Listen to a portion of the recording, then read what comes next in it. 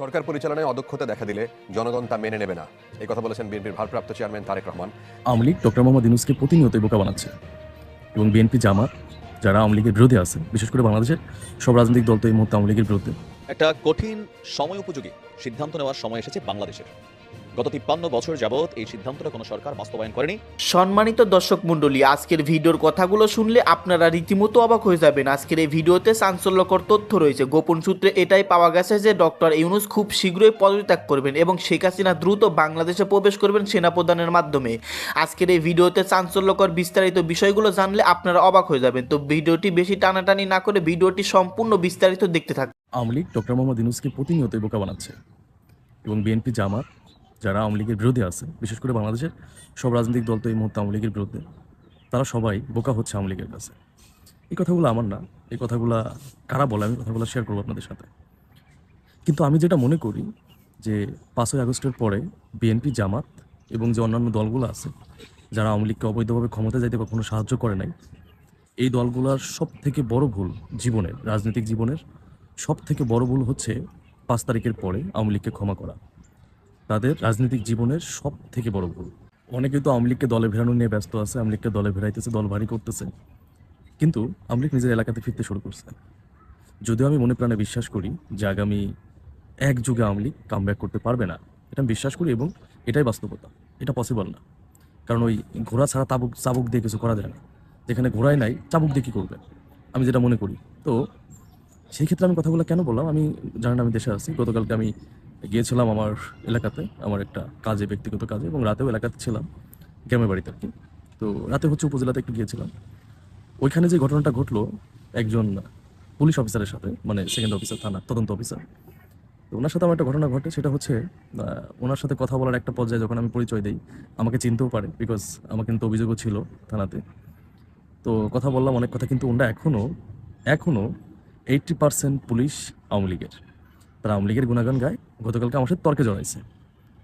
এটা কিন্তু নর্মাল কোনো ইস্যু না। আমার সাথে তর্কে জড়াই গেছে যে এটা না ওইটা হ্যান ত্যান। কিন্তু ভাই, আমি তো তর্কে কখনো হার মারা মানুষ না।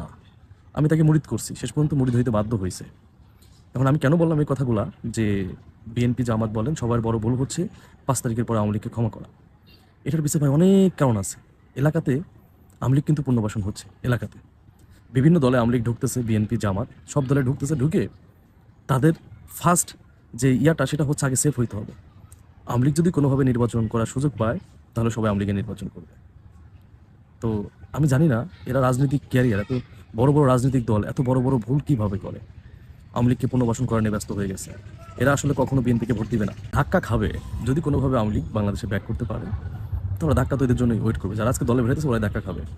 তো আমার টপিক তো এটা না যে ডক্টর মোহাম্মদ ইউনূসকে কীভাবে বোকা বানাচ্ছে আপনার আওয়ামী লীগ। তৃণমূলে যারা আছে, তৃণমূলে যারা আওয়ামী লীগের কর্মী আছে, ওরা বলতেছে, আমি জানি ওদের ব্যর্থতা কখনো তোরা দায় নেবে না, কিন্তু ভাই আমি নিজে কথা বলছি আওয়ামী লীগের কয়েকজনের সাথে, ওদের ভিতর বিন্দু মাত্র অনুশোচনা নাই যতগুলো মানুষকে মারছে। বলে কে মারছে? ওদের মধ্যে বিন্দু মাত্র অনুশোচনা নাই, কিন্তু ওরা বলতেছে যে আমরা বারবার করে টোপ ফেলে তোমাদেরকে ব্যস্ত করতেছি, আমরা ফিরবো না, হ্যান ত্যান, মানে না পেরে কথাগুলো বলতেছে। তো তোরা যারা যেটাই মনে করিস যে ডক্টর মোহাম্মদ ইউনূস সরকার বোকা বানাইতেছে, এগুলো তোরা পাগল, পাগল ছাড়া কিছু না। তোরাই বাল হালাইতে পারতেছিস না। তো বলতেছিস কি, মানে ফেলাইতে না পারলে মানুষকে বলা যায় যে আমরা পলিটিক্স, হ্যান ত্যান। ফেলাইতে পারলে রাজনীতি, না ফেলাইতে পারলে হচ্ছে পলিটিক্স। তা তোমাদের অবস্থা হয়েছে এটা, ঠিক আছে? আন্দোলনের ডেট দিয়ে তোমরা মাঠে নামতে পারো না, তোমরা কি ফেলাইতে পারো এটা আমরা জানা আছে। ডক্টর মোহাম্মদ ইউনূস বোকা হচ্ছে, বাংলাদেশ রাজনৈতিক দল বোকা হচ্ছে না। তোমরা ভাই এই তোমাদের শেষ সম্বলটুকু আছে হচ্ছে ওই সান্ত্বনাটুকু নিয়ে থাকো। তোমরা মনে করতেছো শেখ হাসিনা প্ল্যান করে জনগণকে রাজপথে নামায় না, তার কর্মীদের, তাদের কর্মী পাগল না। যে দলের প্রধান পালায় চলে যায়, সেই দলের প্রধানের কথা মতো আবার রাস্তায় মার খেতে নামবে, এত পাগল তারা না। সবাই পাগলামি ছাড়াও জীবন চলাফেরা যায় জীবনে। একটা কঠিন সময় উপযোগী সিদ্ধান্ত নেওয়ার সময় এসেছে বাংলাদেশের। গত 53 বছর যাবৎ এই সিদ্ধান্তটা কোনো সরকার বাস্তবায়ন করেনি, হয়তো তাদের নিজস্ব ব্যক্তিগত বা দলীয় স্বার্থে। কারণ আমাদের সরকারগুলোর একটা মূল টার্গেটই থাকে লুটপাট করা। আপনি দেখেন আওয়ামী লীগ বলেন, বিএনপি বলেন, অন্যান্য দলগুলোই বলেন, কম বেশি একবার চেয়ারম্যান হয়েছে অথবা এমপি হয়েছে, মন্ত্রী হয়েছে, উনি সহ ওনার 14 গোষ্ঠী বৈশা বৈশা খাইতে পারে নাই এমন লোকের সংখ্যা 100-তে হয়তো 2-4 জন পাবেন, একদম নাই তা না, 2-4 জন পাবেন। বাকিরা এইভাবেই লুট করছে। কই থেকে? রাষ্ট্রের টাকা, জনগণের টাকা। কিন্তু সবচেয়ে গুরুত্বপূর্ণ আজকের এই দিনে উন্নত বিশ্ব বলেন, আমাদের বাংলাদেশ বলেন, বিদ্যুৎ সেক্টর। কেন বাংলাদেশ এখন পর্যন্ত বিদ্যুতে স্বনির্ভর হতে পারলো না? কেন আমরা কুইক রেন্টাল দিয়া সেটার আবার আদালত থেকে দায় মুক্তির একটা অধ্যাদেশ বানাইয়া কেন আমরা বিদেশ থেকে আইনা এই বিদ্যুৎ ব্যবহার করব? বিদেশে হাজার হাজার কোটি টাকা আমরা বিল দেব। নেপালের মতন একটা দেশ, তাদের থেকে আমরা আজকে বিদ্যুৎ কিনতে হচ্ছে। মধু খাচ্ছে কে? ভারত।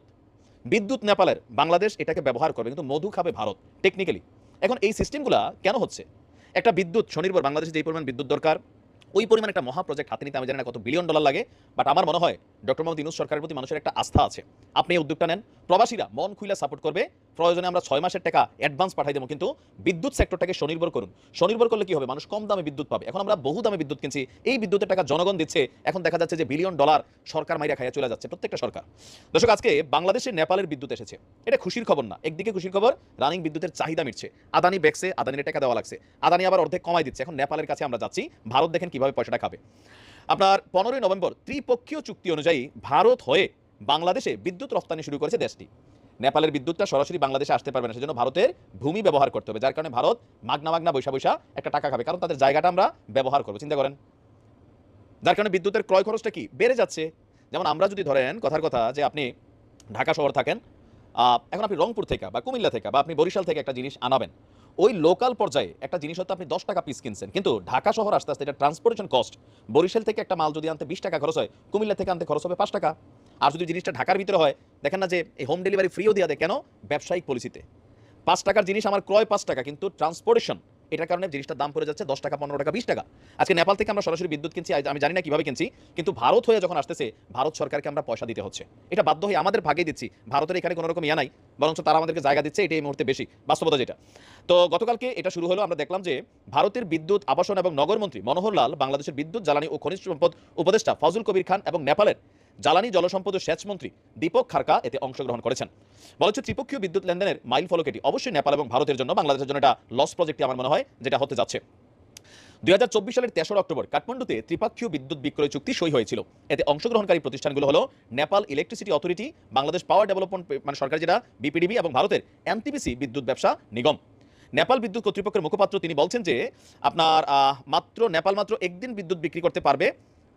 আচ্ছা, 2025 সালের 15 জুন থেকে আবারও বিদ্যুৎ সরবরাহ শুরু হবে। যাই হোক, এখানে মূল কথা আমরা যেটা বুঝতে চাচ্ছি, তেলের বেলাও আমরা ক্রুড অয়েল কিনতে পারি না। রাশিয়া ইউক্রেন যুদ্ধের পরে রাশিয়া যে সস্তায় তেল দিছে, ভারত কিনা এই তেল আমাদের কাছে পাঠাইছে, বিভিন্ন দেশে হয়তো পাঠাইছে, আমরা কিন্তু রাশিয়া থেকে তেল কিনতে পারি না, আমেরিকার ডরে হোক, অথবা আমাদের সরকার বলেছে আমাদের কাছে রিফাইনারি যে মেশিনটা আছে এটা দিয়ে নাকি এটা করা যায় না। তো কেন করেন না? কেন কুইক রেন্টালে আমরা বিদ্যুৎ কিনতেছি, আমরা বেশি দামে তেল কিনতেছি? আর এগুলোর প্রভাব তো ব্যবসা বাণিজ্য প্রত্যেকটা জিনিসের উপরে কানেক্টেড, কারণ শিল্প কারখানা প্রতিষ্ঠানগুলো তো বিদ্যুতের মাধ্যমে চলে অথবা তেলের মাধ্যমেই চলে। তো এগুলাতে আমরা কেন নিজেরা ডেভেলপ করছি না, সেলফ এস্টাবলিশড করছি না, আমি এখনো বুঝি না। রাজনৈতিক সরকারগুলো ধান্দা করছে 100%। এখন ইউনূস সরকার, আমার মনে হচ্ছে এই উদ্যোগটা তিনি নেওয়া দরকার। বাংলাদেশের প্রত্যেকটা মানুষ যদি সরকারের বাজেট না থাকে সহযোগিতা করবে, সময় এসেছে। এরপরে কিন্তু আর এগুলো হবে না। আমি মনে করি ভারতকে এই মধু খাইতে দেওয়ার দরকার নাই, আমরা উচ্চ দামে বিদ্যুৎ কেনারও দরকার নাই, এটাকে প্রতিহত করা দরকার। এটা নিয়ে হাউ। সম্মানিত দর্শক মণ্ডলী, আপনারা চাঞ্চল্যকর তথ্য ভিডিওতে পেলেন। আজকের এই ভিডিওতে আরও চাঞ্চল্যকর বিষয় জানতে চলেছেন। হাসিনা পালিয়ে গেলেও অভীষ্ট লক্ষ্য অর্জিত হয়নি, জানালেন বিএনপি নেতা মঈন খান। স্বৈরাচার শেখ হাসিনা দেশ থেকে পালিয়ে গেছে, কিন্তু তাতে মানুষের অভীষ্ট লক্ষ্য অর্জিত হয়নি বলে মন্তব্য করেছেন বিএনপি স্থায়ী কমিটির সদস্য আব্দুল মঈন খান। আজ শনিবার সবার আগে সার্বভৌমত্ব চ্যালেঞ্জ ও করণীয় শীর্ষক এক আলোচনা সভায় কথা বলেন তিনি। Dhaka retired armed forces officers welfare অ্যাসোসিয়েশনের রাওয়া অ্যাঙ্কের মিলনাইটনে এই আলোচনা আয়োজন করে সাইটেনেবল সভরেইন বাংলাদেশ ফোরাম নামের একটি সংগঠন। প্রধান অতিথির বক্তব্যে মঈন খান ছাত্র জনতার অভ্যুত্থানে শেখ হাসিনা সরকারের পতনের কথা উল্লেখ করে বলেন, ছাত্ররা অর্জন করেছে, দেশের মানুষ সুফল পেয়েছে, কিন্তু সমস্যাটি হলো তারা এই সুফল নিয়ে বসে থাকতে চায় না, তারা এর পরবর্তী অধ্যায় দেখতে চায়।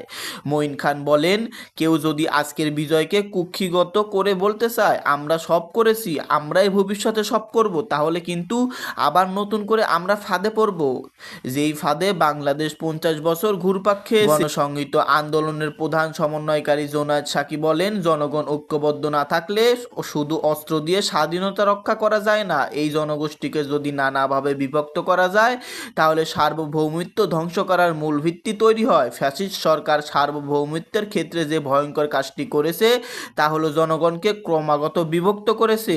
জোনায়েদ সাকি বলেন, এই মুহূর্তে যেটা প্রয়োজন তা হলো ফ্যাসিবাদ বিরোধী আন্দোলন যারা ছিলেন তাদের মধ্যে ঐক্য। প্রতি মুহূর্তে মনে রাখতে হবে পতিত ফ্যাসিস্ট শক্তি ভারতের সহায়তা নিয়ে বাংলাদেশের অভ্যুত্থানের অর্জনকে নস্যাৎ করে দিতে চাইছে। তিনি বলেন, আমাদের ঐক্য ধরে রেখে এমন একটি রাজনৈতিক ব্যবস্থা গড়ে তুলতে হবে যাতে আমরা তাদের ষড়যন্ত্র মোকাবেলা করতে পারি। তারা আরও বলেন, মূল প্রবন্ধা পাঠ করেন ব্রিগেডিয়ার জেনারেল অবসর হাসান নাসির। এতে বলা হয়, ক্ষমতায় থাকার জন্য শেখ হাসিনা সরকার লোকচক্ষুর আড়ালে অন্তরালে ভারতের সঙ্গে দেশবিরোধী অনেক চুক্তি ও সমঝোতা করেছে। ট্রানজিট ট্রান্সফিক্সেশনের নামে বিনামূল্যে একতরফা সড়ক ও রেল করিডর দিয়েছে।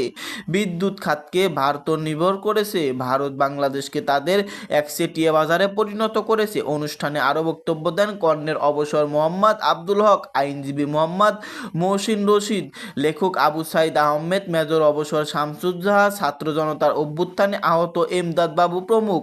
আরও বিস্তারিত চাঞ্চল্যকর তথ্য আস্তে আস্তে জানতে পারবেন। সম্মানিত দর্শক মণ্ডলী, এসব কথা নেট দুনিয়ায় বর্তমানে ভাইরাল। শেখ হাসিনা যখন তখন বাংলাদেশে ঢুকে পড়তে পারে এমনই ষড়যন্ত্র করতেছে আওয়ামী লীগ। অন্তর্বর্তীকালীন সরকার পদত্যাগ করার সাথে সাথেই তিনি মহাবিপদে পড়তে পারেন। দর্শক শ্রোতা, আজকের এই ভিডিও সম্পর্কে যদি আপনারা কিছু বলতে চান, আপনাদের চাঞ্চল্যকর তথ্য ভিডিওর কমেন্ট বক্সে অবশ্যই